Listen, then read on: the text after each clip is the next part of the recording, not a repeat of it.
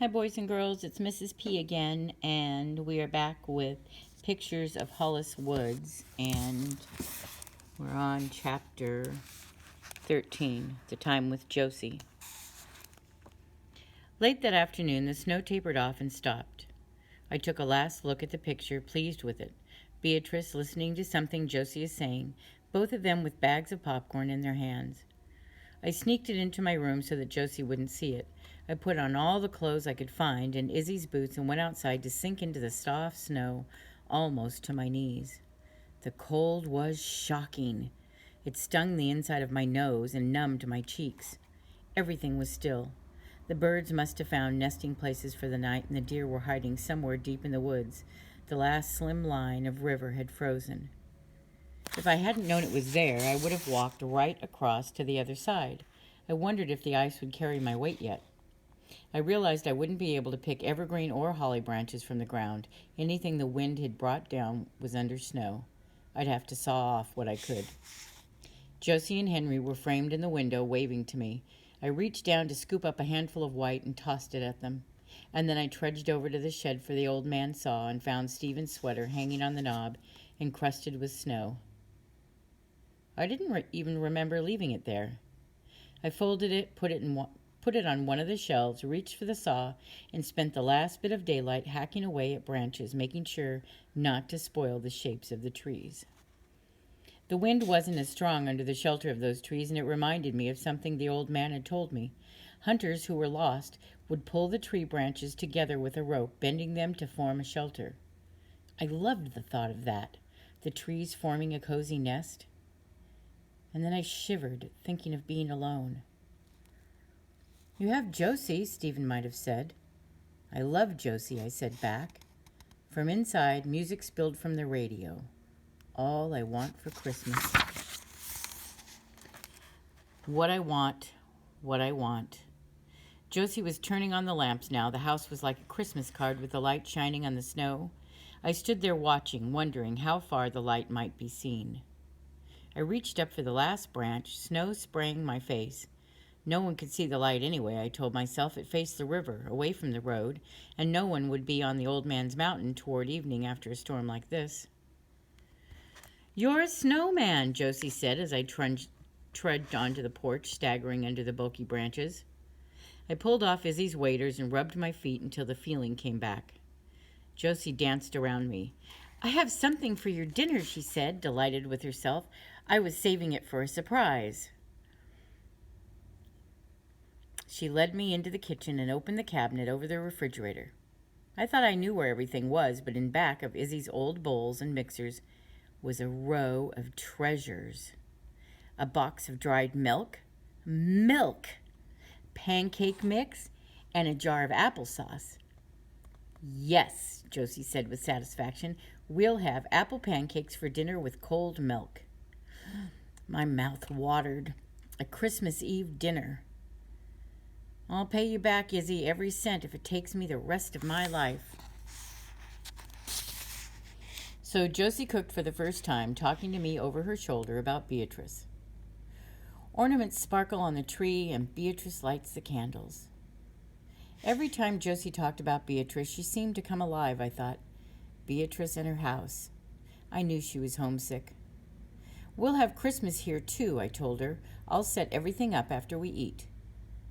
But after I'd finished the pancakes, covered with dollops of sweet applesauce, my eyes drooped. I was warm and sleepy. "Let's do it all in the morning," I said. "Presents," Josie said, a secret smile lighting her face. I curled up in bed, looking out the window at a pale moon and trees thick with snow, thinking I'd never seen anything so beautiful. I could see movement at the edge of trees and sat up to see what it was.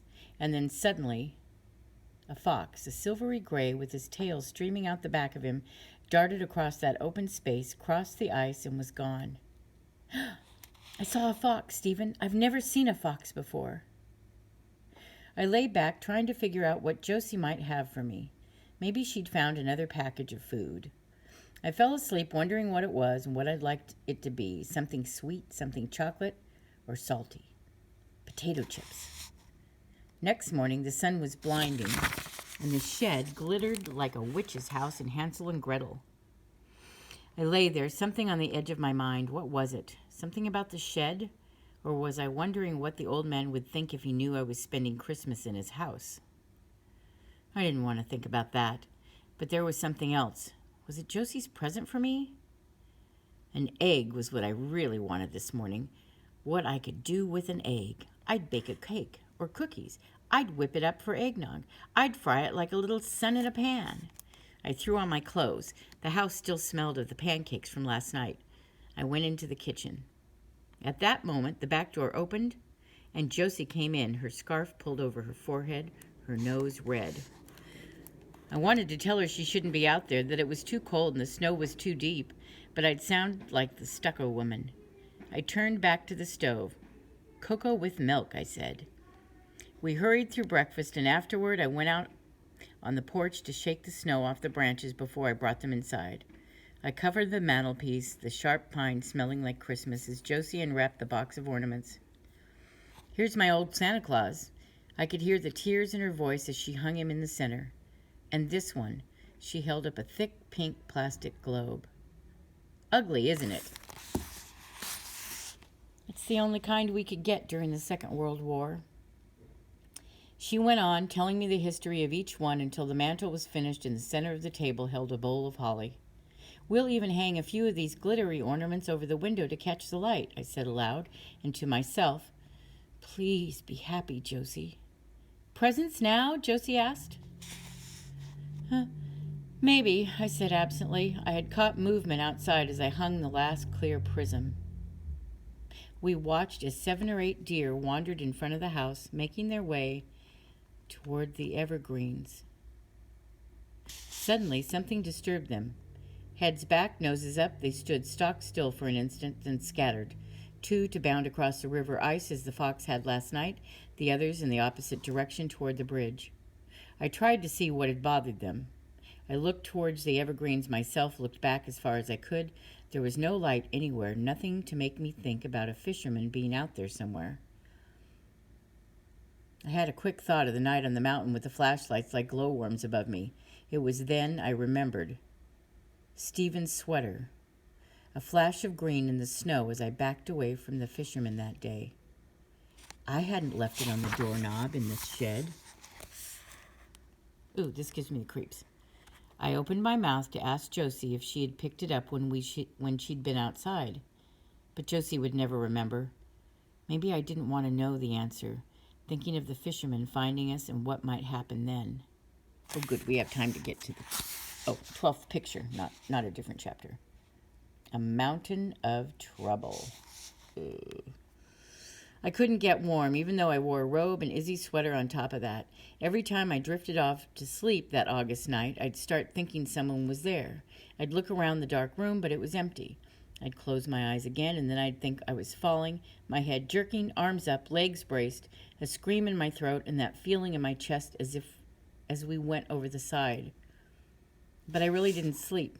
And remember, this is in italics, so she's remembering something from before. It's not happening like right now.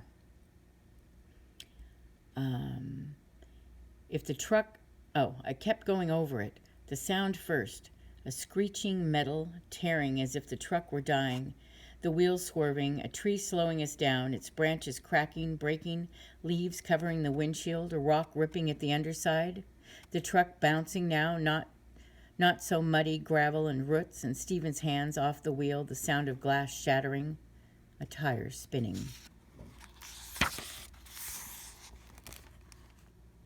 And then everything was still. We were almost all the way down the old man's mountain, and next to me, Stephen with his head on the wheel. I reached for him, my heart pounding, shook his shoulder. "Don't do this, Stephen," I said. "Don't be dead." I pushed him back, his head against the seat now, his face white in the dusky inside of the truck. Not a mark on him that I could see, but he was hurt, I was sure, really hurt. He wasn't dead, though. There was a thin pulsing on the side of his neck, his eyes moving under the broken glasses. I took them off gently, and I heard him say something. Loon's sister, maybe. I could hear the sound of the S. Maybe it was sorry. "Stephen, I have to get help." I watched for him another moment and then scrambled out of the truck, feeling the pull of my ankle, telling himself I had to do it. I had to go as quickly as I could. I began the climb back up, wondering how long it would take to get down the mountain road, cross the bridge, and reach the house. And then I thought, no telephone, what then? I was almost there when I saw the sweep of headlights going across the bridge. Izzy and the old man coming home? When they saw me, Izzy leaned out the window, calling, "I bought dishes, Hollis. You're going to love them." And then she stopped. "Child, you're bleeding." "The truck," I said. "What has he done?" the old man said. "What has he done now? You can hardly walk." It seemed to take forever before lights flickered on the mountain and cars began to park diagonally down below. Turret lights turned and glowed, and an ambulance came all the way from Walton, its siren screaming. They brought Stephen down at last, but all I could see was one foot, the sneaker, the socks falling over his ankles. A policeman shook his head, talking to Izzy and the old man as I stood to one side, out of everyone's way. "If it wasn't your mountain, if it wasn't private property, your boy'd be in trouble. As it is," Izzy's voice cut in, "we have to hope he'll be all right."